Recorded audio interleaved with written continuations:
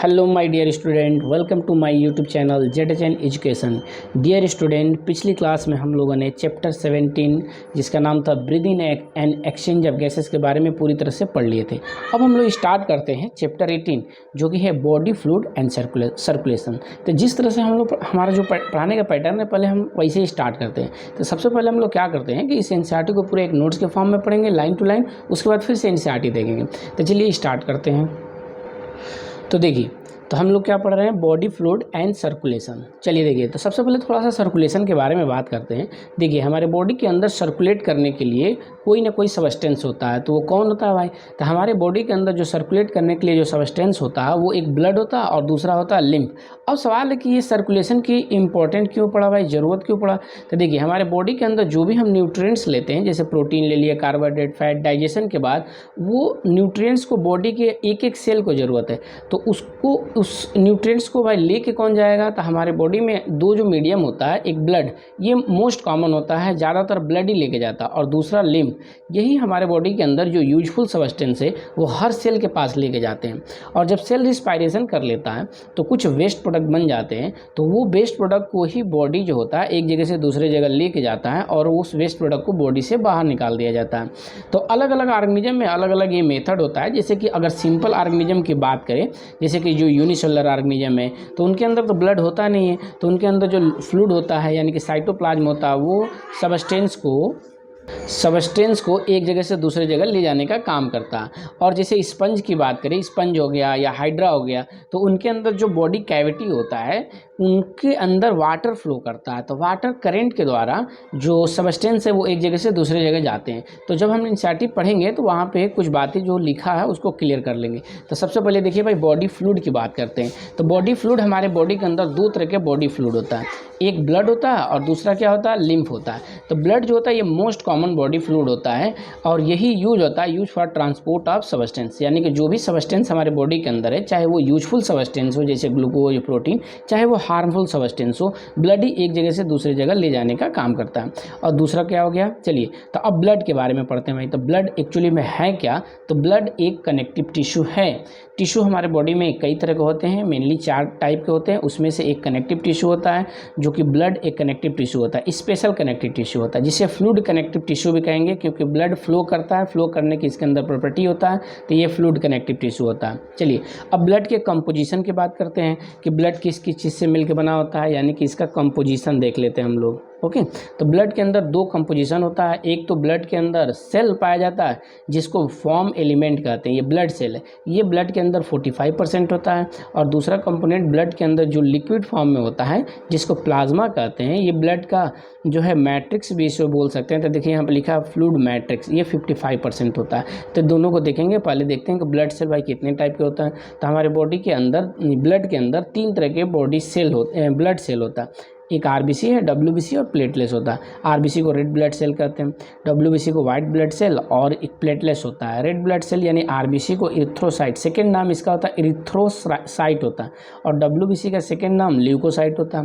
Platelets का जो second नाम होता है वो थ्रोम्बोसाइट होता है। तो चलिए सबसे पहले हम लोग देखते हैं प्लाज्मा के बारे में। ओके, तो देखिए प्लाज्मा के लिए क्या बताया भाई कि प्लाज्मा जो होता है ना, वो लिक्विड, जो ब्लड के अंदर जो लिक्विड फॉर्म होता है उसे प्लाज्मा कहते हैं। ये स्ट्रॉ कलर का होता है, हल्का येलोइश कलर या कलरलेस भी प्लाज्मा को बोल सकते हैं। तो ये स्ट्रॉ कलर हो गया, और ये एक विस्कस फ्लूइड होता है। विस्कस का मतलब थोड़ा चिपचिपा फ्लूइड होता है, गाढ़ा फ्लूइड होता है, विस्कस फ्लूइड। ओके, तो विस्कस फ्लूइड हो गया। और ये कितना ब्लड का कंपोजिशन बनाता है? तो 55% ब्लड का जो पार्ट होता है वो प्लाज्मा ही होता है। अब देखिए कंपोनेंट देखते हैं कि ब्लड के अंदर, प्लाज्मा के अंदर कौन कौन सा कंपोनेंट होता है। तो देखिए हमारे बॉडी के अंदर कोई भी लिक्विड हो, चाहे वो ब्लड हो, चाहे लिम्फ हो, चाहे प्लाज्मा हो गया, टीयर हो गया, यूरिन हो गया, उसमें जो मेजर कंपोनेंट होता है, वो कंपोजिशन होता है, वो वाटर होता है। तो लगभग कोई भी हमारे ब्लड के लिक्विड के अंदर, जो भी बॉडी के हमारे अंदर लिक्विड पाया जाता है, अगर वाटर का कंपोजिशन पूछे, वाटर का कंपोजिशन अगर पूछे तो वाटर का कंपोजिशन हमेशा 90% से ज़्यादा ही होता है। तो वाटर कितना हो गया? तो वाटर इस प्लाज्मा के अंदर 90 से 92% होता है। अब इस प्लाज्मा के अंदर दूसरा जो कंपोनेंट होता है वो प्रोटीन होता है। तो प्रोटीन प्लाज्मा का कितना पार्ट्स बनाता है? तो 6 to 8% प्रोटीन होता है इस प्लाज्मा के अंदर। अब प्रोटीन कौन कौन सा है भाई? तो मेनली 4 तरह का प्रोटीन है, यहाँ पे 3 है। देखिए, पहला प्रोटीन है फाइब्रिनोजन, दूसरा प्रोटीन होता है ग्लोबुलिन, और तीसरा जो होता है एल्बुमिन होता है, प्रोथ्रम्बिन भी होता है। तो चलिए यहाँ देखिए 3 प्रोटीन हो गया। फाइब्रिनोजन क्या करता है? क्लॉटिंग ऑफ ब्लड करता है। ब्लड कहीं पे कट लग जाता है तो जब ब्लड बाहर निकलने लगता है तो उसको ब्लड क्लॉटिंग कहते हैं या कोगुलेशन कहा जाता है। तो फाइब्रिनोजन हमारा ब्लड को क्लॉट करता है, जमाता है। और ग्लोबुलिन क्या करता है? तो ग्लोबुलिन हमारे डिफेंस मैकेनिज्म ऑफ बॉडी में काम करता है। ये डिफेंस मैकेनिज्म क्या हो गया भाई? जैसे कोई बैक्टीरिया जम्स हमारे बॉडी के अंदर चला गया तो ग्लोबुलिन उसको किल करने का, मारने का काम करता है, इसको डिफेंस मैकेनिज्म कहा जाता है। और एल्बुमिन प्रोटीन का काम होता है, एल्बुमिन प्रोटीन का क्या काम होता है? तो हेल्प करता है इन ऑस्मोटिक बैलेंस के अंदर। ये ऑस्मोटिक बैलेंस क्या है? ऑस्मोटिक बैलेंस का मतलब है कि जो हमारे ब्लड के अंदर साल्ट का कंसंट्रेशन है वो कांस्टेंट रहता है, बढ़ता नहीं है, घटता नहीं है, यानी कि ऑस्मोटिक बैलेंस को मेंटेन करता है। ओके, अब देखिए, अब इसके अंदर मिनरल देख लेते हैं कौन कौन से होते हैं। मिनरल जैसे सोडियम, पोटेशियम, कैल्शियम जो है, तो सोडियम और मैग्नीशियम, सोडियम मिनरल होता है पहला, कैल्शियम और मैग्नीशियम ये पॉजिटिव मिनरल होते हैं यानी कैटायन। और नेगेटिव मिनरल में जैसे एनायन में बाइकार्बोनेट होता है, HCO3 बाइकार्बोनेट कहते हैं, और क्लोराइड एक्सेट्रा और भी कुछ हो सकते हैं। अब देखिए न्यूट्रिएंट्स कुछ होता है प्लाज्मा के अंदर। न्यूट्रिएंट में जैसे ग्लूकोज हो गया, एमिनो एसिड हो गया, प्रोटीन का यूनिट है, लिपिड हो गया जो कि एक फैट है, एक्सेट्रा। ये ट्रांजिट होता है यानी कि थोड़े से मात्रा में होता है, ट्रांजिट अमाउंट में होता है न्यूट्रिएंट्स। और कुछ इसके अंदर क्लॉटिंग फैक्टर होते हैं जो इनएक्टिव फॉर्म में होते हैं। क्लॉटिंग फैक्टर मतलब कि ब्लड को क्लॉट करते हैं, थक्का जमाते हैं ब्लड अगर बॉडी से बाहर निकल रहा तो क्लॉटिंग फैक्टर कहा जाता है। ओके, एक पॉइंट और देखते हैं कि प्लाज्मा में से अगर ये क्लॉटिंग फैक्टर जो खून का थक्का जमाता है जब ब्लड बॉडी से बाहर निकलता है तो इस क्लॉटिंग फैक्टर को प्लाज्मा से बाहर निकाल दिया जाए तो इसको सीरम कहा जाता है। ओके, तो सीरम क्या होता है कि तो plasma minus clotting factor serum कहलाता है। ओके, इतना देख लिए। चलिए अब आगे देखते हैं। तो अब देखते हैं फॉर्म एलिमेंट क्या होते हैं। देखिए, तो ब्लड में क्या बताया कि ब्लड में 2 कंपोनेंट है, एक जो लिक्विड फॉर्म में है उसको प्लाज्मा बोलते हैं, और एक दूसरा ब्लड सेल। तो ब्लड सेल को फॉर्म एलिमेंट कहते हैं। तो ये ब्लड का कितना पार्ट बनाता है? तो 45% ब्लड का जो होता है वो फॉर्म एलिमेंट बनाता है। ब्लड सेल को फॉर्म एलिमेंट कहते हैं। ये 3 टाइप के हैं ब्लड सेल। पहला कौन कौन 3 टाइप बताया था? तो एक RBC, WBC और प्लेटलेट्स। 3 टाइप में कौन कौन है? तो RBC एक सेल होता है, WBC होता है, और कौन होता है भाई? तो प्लेटलेट्स होता है, प्लेटलेट्स।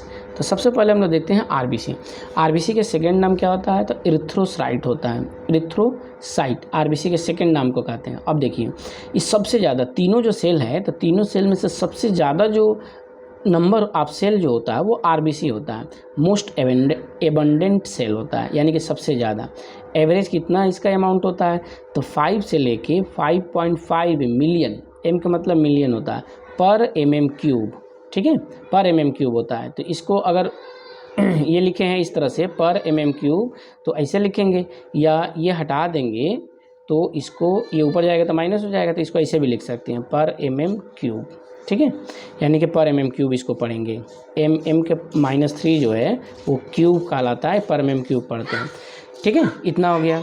या हम बोल सकते हैं कि 5 से लेके 5.5 मिलियन पर mm³। देखिए यहाँ पे लिखा है इसी को, पर mm³ हो गया। ओके, चलिए देखिए अब दूसरा पॉइंट लिख रहा है, तीसरा, कि form in red bone marrow. कहाँ बनता है RBC? तो रेड बोन मैरो के अंदर बनता है इन एडल्ट में। ध्यान दीजिएगा, जब एम्ब्रियो कंडीशन में हम लोग रहते हैं, एम्ब्रियोनिक कंडीशन में, तो हमारा RBC जो होता है कहीं और बनता है। ठीक है, लेकिन जब एडल्ट कंडीशन में होते हैं तो हमारा RBC कहाँ पे बनता है? तो रेड बोन मैरो में बनता है। अब ये रेड बोन मैरो क्या है? तो जितनी लॉन्ग बोन होती है, बड़ी बोन होती है, तो लॉन्ग बोन के अंदर कैविटी होता है, और इस कैविटी के अंदर सेमी सॉलिड एक लिक्विड भरा होता है, और इस सेमी सॉलिड लिक्विड को ही बोन मैरो कहते हैं, रेड बोन मैरो बोलेंगे, बोन मैरो। और इसी के अंदर बनेगा क्या? RBC। तो ये हो गया। नेक्स्ट पॉइंट देखिए कि RBC जो होता है, लिखा है कि devoid of nucleus in most mammal. ध्यान दीजिएगा, मोस्ट मैमल यहाँ पे लिख रहा है। एनसीईआरटी की एक लाइन पे ध्यान देना है। ये जो भी चीज़ें हैं सब एनसीईआरटी की एक लाइन है नोट्स के फॉर्म में, फिर अभी हम लोग इसको बुक से एक एक लाइन देखेंगे। तो आरबीसी के लिए लिख रहा है कि डिवॉइड ऑफ न्यूक्लियस। डिवॉइड का मतलब होता है एब्सेंट, यानी कि आरबीसी के अंदर न्यूक्लियस नहीं होता है। किस में नहीं होता है? तो मोस्ट मैमल, बहुत सारे मैमल के आरबीसी में न्यूक्लियस नहीं होता, मैमल लिखा है।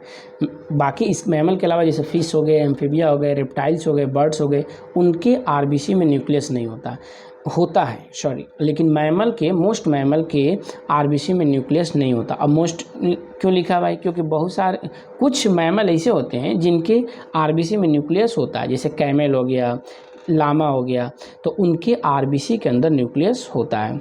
अब देखिए यहाँ पे नेक्स्ट इसका शेप देख लेते हैं। तो बाई कनकेव शेप का होता है आरबीसी। तो कुछ इस शेप का आरबीसी आता है, जैसे कि एक कनकेव इधर से हो गया और एक कनकेव इधर से हो गया। कनकेव मतलब ये कटा हुआ, दबा हुआ। तो ये स्ट्रक्चर जो आपको दिख रहा है ये बाई कॉनकेव स्ट्रक्चर दिख रहा है। तो आरबीसी का शेप ये होता है। तो अगर आरबीसी को सामने से इसे खड़ा करके देखें तो हमको तो इस तरह दिखेगा। कभी कभी डिस्क शेप का भी आता है, तो ये शेप ऐसे भी आएगा कि आरबीसी का शेप बाई डिस्क शेप भी होता है और बाई कॉनकेव भी होता है। तो शेप कैसा हो गया? बाई कॉनकेव हो गया। अब आरबीसी को रेड ब्लड सेल इसलिए कहते हैं क्योंकि इसके अंदर रेड कलर होता है आरबीसी का। क्यों? Due to iron containing haemoglobin, क्योंकि आरबीसी के अंदर एक पिगमेंट होता है हीमोग्लोबिन। तो ये जो पिगमेंट है हीमोग्लोबिन, ये रेड कलर का होता है, इसीलिए आरबीसी रेड होता है और इसीलिए आरबीसी का नाम है red blood cell. Iron containing, क्योंकि मैं बताया था कि कोई भी पिगमेंट हो उस पिगमेंट के अंदर एक मेटल होता है, तो हीमोग्लोबिन पिगमेंट के अंदर आयरन होता है। जैसे इसी तरह से अगर क्लोरोफिल ले लेंगे तो क्लोरोफिल में जो पिगमेंट होता है वो मैग्नीशियम होता है।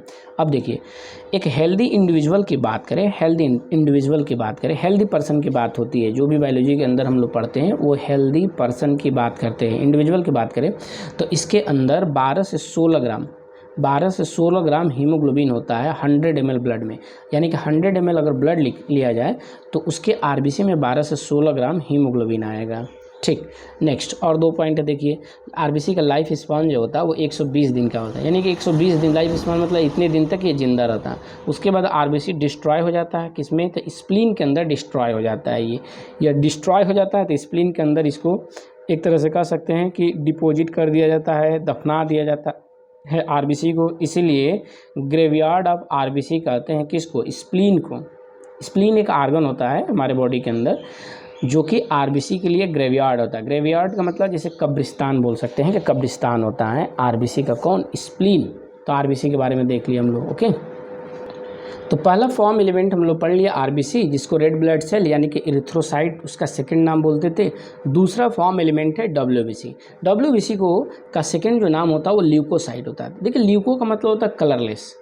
तो डब्ल्यूबीसी जो होता है इसके अंदर कोई भी पिगमेंट नहीं होता है, तो ये कलरलेस होता है, इसीलिए इसका नाम होता है ल्यूकोसाइट। लेसर इन नंबर, इसका नंबर जो होता है वो कम होता है, ठीक है, कंपैरिजन में आरबीसी के और प्लेटलेट्स के। कितना होता है एवरेज? तो लगभग इसका एवरेज अमाउंट जो होता है वो 6000 से 8000, 6000 से 8000 पर mm³ होता है ऑफ ब्लड, यानी कि इतना हो गया इसका नंबर, यानी कम नंबर है ये। अब देखिए लिखा colourless due to lack of haemoglobin. WBC क्या है? कलरलेस है क्योंकि हीमोग्लोबिन इसमें नहीं होता। शॉर्ट लाइफ होता है, जैसे आरबीसी 120 दिन का होता है तो ये शॉर्ट लाइफ होता है, लगभग 10 से 15 दिन तक इसका लाइफ स्पान होता है डब्ल्यूबीसी का। ठीक है, चलिए अब डब्ल्यूबीसी 2 कैटेगरी का होता है, 2 कैटेगरी होता है डब्ल्यूबीसी का। एक होता है एक ग्रेनुलोसाइट और एक होता है ग्रेनुलोसाइट। ठीक, ग्रेनुलोसाइट पहला है और दूसरा है ए ग्रेनुलोसाइट। यानी डब्ल्यूबीसी अगर देखा जाए यहाँ पे तो कुछ डब्ल्यूबीसी के अंदर ऐसे ग्रेन दाने की तरह स्ट्रक्चर होता है, उसको ग्रेनुलोसाइट कहते हैं, और जिनके अंदर नहीं होता उसको ए ग्रेनुलोसाइट कहा जाता है। ठीक है, ए ग्रेनुलोसाइट कहा जाता है डब्ल्यूबीसी। तो 2 कैटेगरी हो गया, ए ग्रेनुलोसाइट और ग्रेनुलोसाइट। अब देखिए ग्रेनुलोसाइट के अंदर 3 टाइप होता है डब्ल्यूबीसी का। देखिए मेनली डब्ल्यूबीसी जो होता है वो 5 टाइप का होता है। तो 5 टाइप में 2 टाइप में डिवाइड कर दिया गया। 3 टाइप को ग्रेनुलोसाइट कहते हैं और 2 टाइप जो होता है ए ग्रेनुलोसाइट होता है।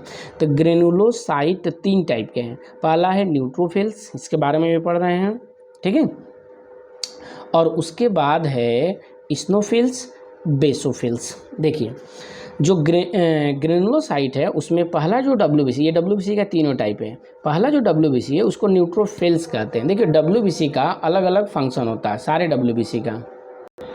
तो जो डब्ल्यूबीसी है सारे डब्ल्यूबीसी का अलग अलग फंक्शन होता है। और WBC सभी WBC का एक ही फंक्शन नहीं होता, अलग अलग फंक्शन होता है। तो अलग अलग फंक्शन के बेसिस पे अलग अलग WBC का नाम दे दिया गया है। जैसे कि एक है न्यूट्रोफिल्स। न्यूट्रोफिल्स की अगर बात करें तो ये मोस्ट एबंडेंट होता है। 5 जो WBC बताया, 5 टाइप, उसमें से जो न्यूट्रोफिल है ये सबसे ज़्यादा होता है, मोस्ट एबंडेंट होता है। लगभग 60 से 65% जो होता है वो न्यूट्रोफिल होता है। अब इसका काम क्या होता है, तो जो हमारे बॉडी के अंदर जर्म्स यानी कि पैथोजन, जैसे कि डिजीज काजिंग माइक्रो ऑर्गेनिज्म यानी कि बैक्टीरिया हमारे बॉडी के अंदर चला गया तो उसको डिस्ट्रॉय करता है। फैगोसाइटिक सेल इसलिए इसको कहते हैं। फैगोसाइटिक मतलब उसको मार देगा, निगल लेगा, तो इसलिए न्यूट्रोफिल को फैगोसाइटिक सेल कहते हैं। क्यों कहते हैं, तो देखिए यहाँ लिख रहा है डिस्ट्रॉय जम्स। जम्स क्या है भाई, तो डिजीज काजिंग माइक्रो ऑर्गेनिज्म को जम्स या पैथोजेंस कहा जाता है। पहला हो गया न्यूट्रोफिल्स। दूसरा है स्नोफिल्स। अब देखिए स्नोफिल्स कितना परसेंट है, तो 2 से 3% होता है, कम होता है ये इससे। अब ये क्या करता है, रजिस्ट इन्फेक्शन, अगर कोई इन्फेक्शन हो रहा है हमारे बॉडी के अंदर जर्म्स बैक्टीरिया का या किसी भी चीज़ का इन्फेक्शन हो रहा है तो उसमें ये रजिस्ट करता है, उससे बचाता है। अब लिख रहा कि पहला दूसरा पॉइंट हो गया। तीसरा देखिए, तीसरा लिख रहा है कि एसोसिएट विद एलर्जिक रिएक्शन, जैसे कि एलर्जिक रिएक्शन से में इन्वॉल्व करता है, यानी काम करता है एलर्जिक रिएक्शन में। जैसे कि बहुत लोगों को डस्ट पार्टिकल से एलर्जी होता है या पॉलन ग्रेन से एलर्जी होता है, पॉलन डस्ट हमारे बॉडी के अंदर आ गया, या कोल्ड से एलर्जी होता है, तो इस एलर्जी में काम करता है स्नोफिल। अगर ज़्यादा डस्ट पार्टिकल के कांटेक्ट में हम रह रहे हैं तो हमारे बॉडी के अंदर बहुत सारे बैक्टीरिया जर्म्स या डस्ट पार्टिकल चला गया या कोल्ड के कांटेक्ट में बहुत ज़्यादा हो गए तो इस स्नोफिल्स का नंबर बढ़ जाता है, और नंबर बढ़ जाएगा तो फिर हमें प्रॉब्लम होने लगेगा। तो इसलिए इस डिजीज़ को स्नोफिलिया कहते हैं। तो स्नोफिल से ही स्नोफिलिया लिया गया। अब दूसरा है बेसोफिल्स। बेसोफिल्स क्या है, तो देखिए लिख रहा है कि लीस्ट होता है, ये सबसे कम होता है बेसोफिल्स। कितना है, पूरे WBC में सबसे कम है बेसोफिल। कितना है, तो 0.5 से लेके 1% होता है बेसोफिल। अब ये करता क्या है, तो देखिए लिख रहा है कि सिक्रीट करता है कुछ केमिकल को, हिपैरिन, हिस्टामिन और सेरोटोनिन को सिक्रीट करता है। इसका फंक्शन क्या है आगे देख लेंगे। जैसे हिपैरिन जो होता है ये तो ब्लड क्लॉट हमारे ब्लड के अंदर होता है, तो ब्लड को ब्लड वेसल में थक्का जमने से बचाता है, क्लॉट जमने से बचाता है हिपैरिन। तो सिक्रीट करता है बेसोफिल्स 3 केमिकल को, हिस्टामिन को सिक्रीट करता है, हिपैरिन को सिक्रीट करता है और सेरोटोनिन को सिक्रीट करता है। ठीक, HHS से याद रखिए आप कि बेसोफिल्स 3 केमिकल को सिक्रेट करता है, हिपैरिन, हिस्टामिन और सेरोटोनिन। ये किसमें इन्वॉल्व करता है बेसोफिल, तो इन्वॉल्व इन इन्फ्लेमेटरी रिएक्शन के अंदर ये बेसोफिल्स इन्वॉल्व करता है, यानी कि इसका फंक्शन होता है इन्वॉल्व इन इन्फ्लेमेटरी रिएक्शन। तो WBC का टाइप ग्रेनुलोसाइट हो गया। अब देखिए तो ग्रेनुलोसाइट देख लिया हम लोग। दूसरा टाइप है WBC का ए ग्रेनुलोसाइट। ए ग्रेनुलोसाइट, तो ए ग्रेनुलोसाइट में 2 टाइप के WBC होता है, एक होता है लिम्फोसाइट और एक होता है मोनोसाइट। देखिए लिम्फोसाइट का परसेंटेज जो होता है वो 20 से 25% होता है, और ये 2 टाइप के होते हैं। फिर से लिम्फोसाइट भी 2 टाइप के हैं, एक बी लिम्फोसाइट होता है, एक टी लिम्फोसाइट होता है। चलिए इसके बारे में थोड़ा बता देते हैं। देखिए वह लिम्फोसाइट जिनका फॉर्मेशन या मैचुरेशन, जब लिम्फोसाइट बनता है तो कुछ दिन होता है उसको मैच्योर होने में, तो अगर लिम्फोसाइट का फॉर्मेशन और मैचुरेशन बोन मैरो के अंदर होता है, बी का मतलब होता है बोन मैरो, तो अगर फॉर्मेशन और मैचुरेशन कहाँ पे हो रहा है, ये बताया था कि लॉन्ग बोन के अंदर जो सेमी सॉलिड लिक्विड भरा होता है उसको बोन मैरो कहते हैं। तो अगर फॉर्मेशन या मैचुरेशन बोन मैरो के अंदर हो रहा है तो वो बी लिम्फोसाइट कहलाता है। और एक हार्ट के बगल में ही थाइमस ग्लैंड होता है, तो अगर लिम्फोसाइट का फॉर्मेशन और मैचुरेशन थाइमस ग्लैंड के अंदर हो रहा तो उसको टी लिम्फोसाइट कहा जाता है। तो टी का मतलब थाइमस होता है और बी का मतलब बोन मैरो होता है। तो 2 टाइप के लिम्फोसाइट हो गया भाई। ये भी किस में काम करता है, तो responsible for immune response of body, यानी कि बॉडी को के इम्यून सिस्टम को बढ़ाता है। अब इम्यून सिस्टम क्या है, तो डिजीज़ से लड़ने वाली जो क्षमता होती है बॉडी की वो इम्यून रिस्पॉन्स या इम्यून सिस्टम कहते हैं। यानी कि एक्चुअली में ये भी जर्म्स को मारने का ही काम करता है। अगर बैक्टीरिया या वायरस हमारे बॉडी के अंदर डिजीज काजिंग कोई चला गया तो लिम्फोसाइट उसको किल करता है, मारता है। और लिम्फोसाइट जितना हमारे बॉडी के अंदर होगा हमारे बॉडी इम्यून सिस्टम उतना ही स्ट्रांग होगा, यानी कि बीमारी से लड़ने वाली क्षमता उतनी ही स्ट्रांग होगी। तो responsible for immune response of body. चलिए अब देखिए मोनोसाइट, तो 6 to 8% मोनोसाइट है, और ये भी एक फैगोसाइटिक सेल है, यानी कि ये भी जर्म्स को मारने का काम करता है, किल करता। फैगो का मतलब होता है निगलना, निगलेगा, खाएगा, उसको मार डालेगा, मोनोसाइट। ओके, तो चलिए हम लोग RBC और WBC के बारे में देख लिए। प्लेटलेट्स के बारे में अगली क्लास में देखेंगे। उसके पहले हम लोग क्या करते हैं कि NCERT से एक लाइन जो भी पढ़े हैं रीड करते हैं। तो देखिए बॉडी फ्लूइड एंड सर्कुलेशन क्या लिखा है, तो you have learn that all living cell have to be provided with nutrient and oxygen. कह रहा है कि हम लोग पढ़ चुके हैं कि लिविंग सेल कोई भी हो तो उसके न्यूट्रिएंट चाहिए उसको, और ऑक्सीजन चाहिए, और अदर इसेंशियल सब्सटेंस भी चाहिए। तो ये न्यूट्रिएंट्स को लेके कौन जाएगा, तो लिख रहा है कि आल्सो, तो लेके कौन जाता है, तो बॉडी के अंदर जो फ्लूइड होता है वही इस न्यूट्रिएंट्स को हर सेल के पास पहुंचाने का काम करता है। अब आगे देखिए भाई, आल्सो जो वेस्ट प्रोडक्ट हमारे बॉडी के अंदर बनता है, यानी कि हार्मफुल सब्सटेंस जो बनता है, प्रोड्यूस होता है, हैव टू बी रिमूव, इसको बॉडी से बाहर निकालना जरूरी है continuously for the healthy function of the tissue, क्योंकि टिश्यू अच्छे से काम कर सके तो जो वेस्ट प्रोडक्ट है उसको बॉडी से बाहर निकालो, क्योंकि ये टॉक्सिक है, अगर बॉडी के अंदर रहेगा तो डिजीज़ काज करेगा, टिश्यू को डैमेज करेगा। चलिए अब आगे देखिए, लिख रहा it is there for essential to have efficient mechanism, इसलिए ज़रूरत है कि हमारे अंदर एक इफिशिएंट मैकेनिज्म होना चाहिए इन सबस्टेंस को एक जगह से दूसरे जगह लेके जाने के लिए, यानी cell to cell from the cell लेके जाने के लिए, और वेस्ट प्रोडक्ट को हमारे बॉडी से बाहर निकालने के लिए एक स्पेशल मैकेनिज्म होना चाहिए। अब देखिए, डिफरेंट ग्रुप ऑफ एनिमल, अलग अलग ग्रुप एनिमल जो होता है, have evolve different method for this transport, इस ट्रांसपोर्ट के लिए मैं बता चुका हूँ कि अलग अलग ऑर्गेनिज्म जो होता है अलग अलग मेथड को अपनाते हैं।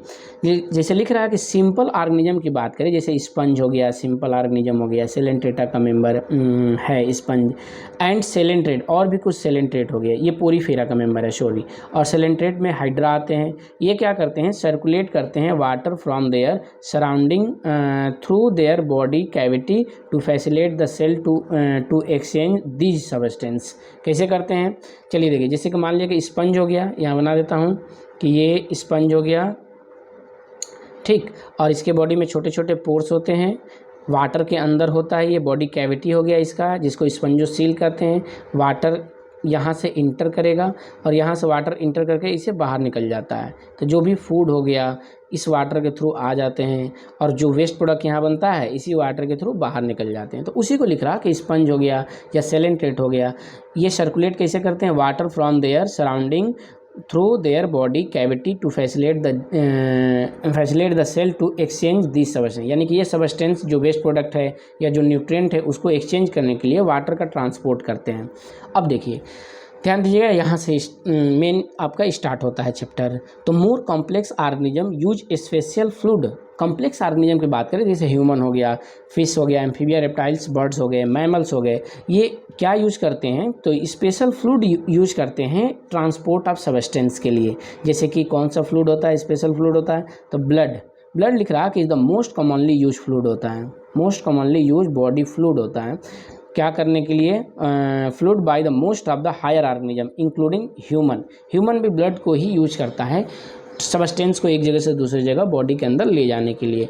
दूसरा एक फ्लूइड होता है लिम्फ, जो कि बता चुका हूँ, lymph also help in transport of certain substance, कुछ सबस्टेंस को लिम्फ जो होता है भी ट्रांसपोर्ट करता है। इन दिस चैप्टर लिख रहा कि हम लोग क्या करेंगे, about the composition and property of blood and lymph के ही बारे में डिटेल में पढ़ना है। लिम्फ क्या है, एक टिश्यू फ्लूइड होता है, जो आगे हम लोग डिटेल में इसके बारे में पढ़ेंगे।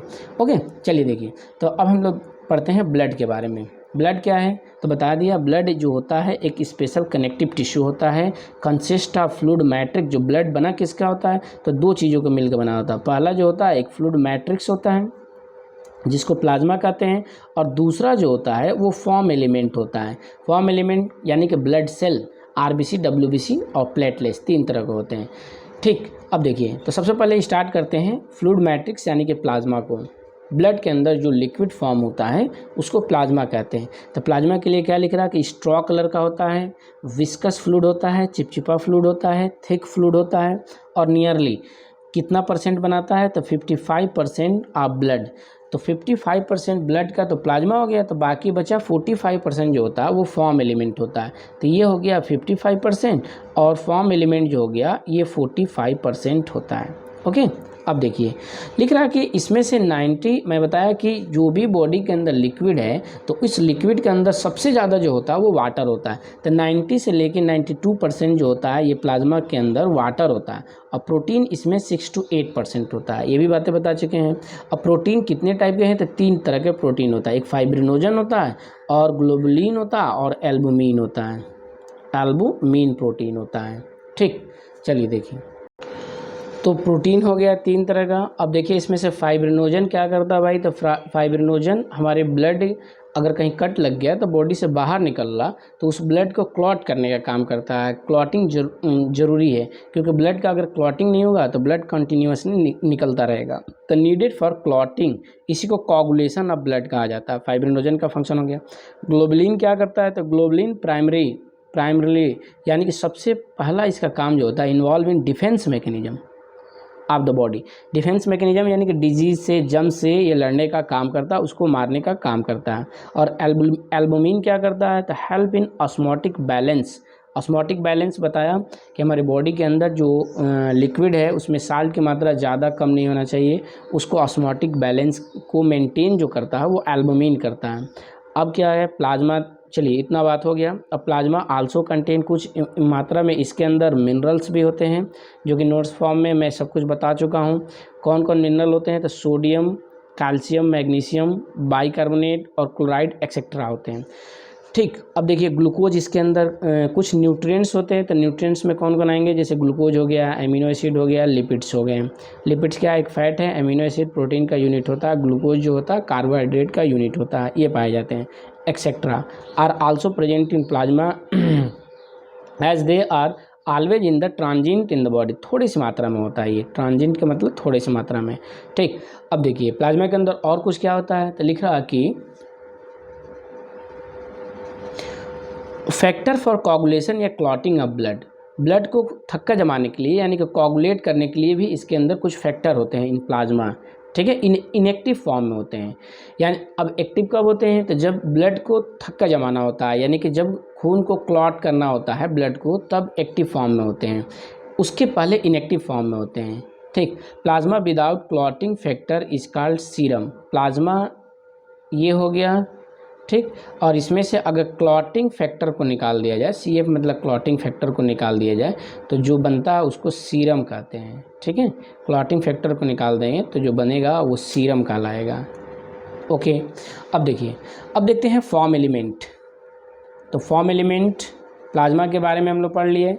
अब फॉर्म एलिमेंट है, फॉर्म एलिमेंट कितने टाइप के, तो बताया कि 3 टाइप के हैं, RBC है, WBC है और प्लेटलेट्स होता है। तो फॉर्म एलिमेंट इरिथ्रोसाइट, यानी RBC का सेकंड नाम है इरिथ्रोसाइट, दूसरा है ल्यूकोसाइट और कौन है प्लेटलेट्स है, जिसे थ्राम्बोसाइट कहा जाता है। सेकंड नाम प्लेटलेट्स का थ्राम्बोसाइट है। कलेक्टिवली कॉल्ड फॉर्म एलिमेंट, इन तीनों को फॉर्म एलिमेंट कहते हैं। दे कंस्टिट्यूट नियरली, ये कितने होते हैं, तो 45% ब्लड के अमाउंट जो होता है बनाता है वो फॉर्म एलिमेंट बनाते हैं, यानी ब्लड सेल बनाते हैं। तो सबसे पहले जो फॉर्म एलिमेंट है वो है इरिथ्रोसाइट। इरिथ्रोसाइट को रेड ब्लड सेल भी बोलते हैं। तो इरिथ्रोसाइट क्या है, रेड ब्लड सेल है, जिसे RBC कहते हैं। अब देखिए लिख रहा है कि मोस्ट एबंडेंट होता है, सभी सेल से सबसे ज़्यादा जो सेल होता है, तीनों सेल में सबसे ज़्यादा जो सेल होता है वो RBC होता है। हेल्दी एडल्ट मैन की अगर बात करें तो एवरेज उसके अंदर कितना होता है ये बता चुका हूँ। तो 5 मिलियन से लेके 5.5 मिलियन पर mm³ ब्लड के अंदर होता है RBC। RBC के लिख रहा है कि form in red bone marrow. मैं बताया था कि जितनी लॉन्ग बोन होती है तो लॉन्ग बोन के अंदर जो कैविटी होता है उसको बोन मैरो कहते हैं। इसके अंदर सेमी सॉलिड लिक्विड भरा होता है जिसे बोन मैरो कहते हैं, रेड बोन मैरो। इसी के अंदर बनता है RBC। The form in red bone marrow in adult की बात कर रहा। एम्ब्रियोनिक कंडीशन में अगर रहेंगे तो कहीं और RBC बनेगा।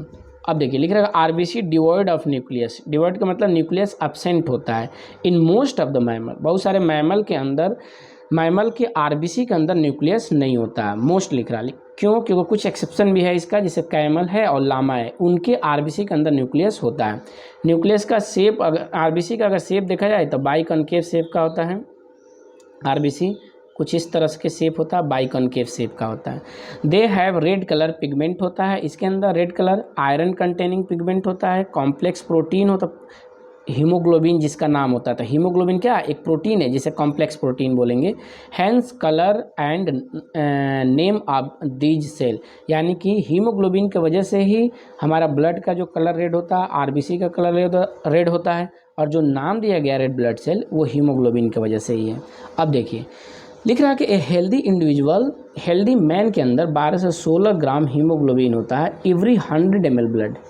अगर 100 ml ब्लड 100 ml ब्लड निकाला जाए तो उसके अंदर 12 से 16 ग्राम हीमोग्लोबिन होता है। These molecule play a significant role in transport of respiratory gas. ध्यान दीजिएगा, ठीक, ये एक पॉइंट नहीं बताया हूँ मैं, यहाँ पे बता दे रहा हूँ कि हीमोग्लोबिन यानी आरबीसी का फंक्शन क्या है, ये रिस्पायरेशन में मैं बता चुका हूँ फंक्शन क्या होता है। तो ये ट्रांसपोर्ट ऑफ रिस्पायरेटरी गैस करता है। अब रिस्पायरेटरी गैस क्या है, तो रिस्पायरेशन में जो गैस इन्वॉल्व होता है उसको रिस्पायरेटरी गैस कहते हैं। जैसे रिस्पायरेटरी गैस में एक ऑक्सीजन होता है और दूसरा क्या होता है, कार्बन डाइऑक्साइड होता है, CO2। हीमोग्लोबिन ऑक्सीजन से बाइंड करके ऑक्सी हीमोग्लोबिन बना लेता है जो कि टिश्यू के पास लेके जाता है, और टिश्यू में जब रिस्पायरेशन होता है तो जो CO2 बनता है वो CO2 जब हीमोग्लोबिन से कंबाइन होगा तो कार्बामीनो हीमोग्लोबिन बनता है जो लंग्स के पास आता है, और हीमोग्लोबिन जो होगा CO2 को लंग्स को दे देता है, और इस तरह से एक्सपायरेशन करके हम इस CO2 को निकाल देते हैं, और इन्हीं दोनों गैस को रिस्पायरेटरी गैस कहा जाता है। अब देखिए, RBC have an average life span. RBC का एवरेज लाइफ स्पान जो होता है वो जिंदा कितने दिन रहता है, तो 120 दिन तक जिंदा रहता है। आफ्टर विच दे डिस्ट्रॉय हो जाता है, किसके अंदर, स्प्लीन के अंदर डिस्ट्रॉय हो जाता है, यानी कि उसके अंदर दफना दिया जाता है। इसलिए स्प्लीन को ग्रेवयार्ड ऑफ आरबीसी कहा जाता है। स्प्लीन एक आर्गन होता है बॉडी के अंदर जो कि आरबीसी का ग्रेवयार्ड है। इतना देख लिया। अब देखिए ल्यूकोसाइट के बारे में हम लोग पढ़ते हैं। ल्यूकोसाइट को बोलते हैं WBC का सेकेंड नाम जो होता है वो ल्यूकोसाइट होता है। तो दूसरा जो सेल हो गया वो हो गया ल्यूकोसाइट। ओके, तो लिख रहा है कि leucocyte are also known as white blood cell, WBC यानी सेकेंड नाम हो गया leucocyte, as they are colourless. अब इसे वाइट ब्लड सेल क्यों कहते हैं, ल्यूकोसाइट इसलिए नाम है क्योंकि ये कलरलेस होता है। अब कलरलेस क्यों है, क्योंकि इसके अंदर हीमोग्लोबिन नहीं होता, लैक ऑफ हीमोग्लोबिन। ओके, अब देखिए लिख रहा है कि दे आर न्यूक्लिएटेड, ये इसके अंदर न्यूक्लियस होता है, ये भी पॉइंट बताया नहीं था। चलिए यहाँ पे देख लीजिए कि WBC के अंदर न्यूक्लियस होता है, तो क्या बताया मैं कि ये न्यूक्लिएटेड होता है, यानी कि न्यूक्लियस होता है WBC के अंदर। Are relatively lesser in number, RBC या प्लेटलेट्स तीनों से ये कम होता है नंबर। कितना होता है एवरेज इसका अमाउंट, तो 6000 से 8000 पर mm³ ऑफ ब्लड होता है। Leucocyte are generally short life, कुछ ही दिन के लिए होता है, लगभग 10 से 15 दिन का इसका लाइफ स्पॉन होता है। RBC का 120 दिन होता है, शॉर्ट लाइफ होता है। We have two main category, दो मेन कैटेगरी होता है WBC का, जो दो मेन कैटेगरी बताया, एक ग्रेनुलोसाइट होता है और एक ग्रेनुलोसाइट होता है। अब देखिए एक ग्रेनुलोसाइट में मैं बताया कि एक ग्रेनुलोसाइट कुछ टाइप के होते हैं और ग्रेनुलोसाइट भी होते हैं। तो देखिए एक ग्रेनुलोसाइट में कौन कौन आते हैं, तो न्यूट्रोफिल्स, इस्नोफिल और बेसोफिल जो होता है are different type of granulocyte होता है। यानी ग्रेनुलोसाइट में 3 टाइप के WBC है। एक्चुअली मैं WBC में बता चुका हूँ कि 5 टाइप के होते हैं। 5 टाइप में एक होता है न्यूट्रोफिल, इस्नोफिल, बेसोफिल, ये तीनों ग्रेनुलोसाइट के अंदर आते हैं। और जो 2 टाइप हैं यानी कि लिम्फोसाइट और मोनोसाइट, ये आते हैं ग्रेनुलोसाइट के अंदर। ठीक है, तो देखिए, तो न्यूट्रोफिल्स, इस्नोफिल्स और बेसोफिल्स, ये तीनों क्या है भाई, डिफरेंट टाइप ऑफ ग्रेनुलोसाइट है।